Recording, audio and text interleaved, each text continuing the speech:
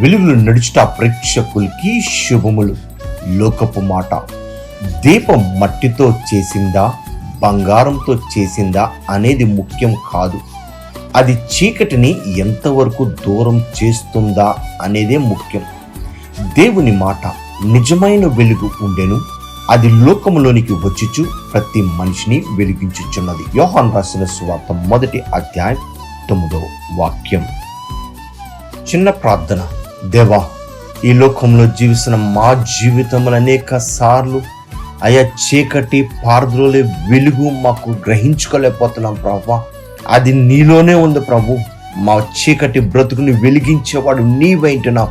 అట్టి కృప నీ మాకు దయచేయమని అడుగుచు యేసు నామమున వేడుకుంటున్నాము తండ్రి, ఆమేన్. దేవుని యొక్క ప్రేమ సమాధానం మీకు తోడైండును గాక. షాలోమ్.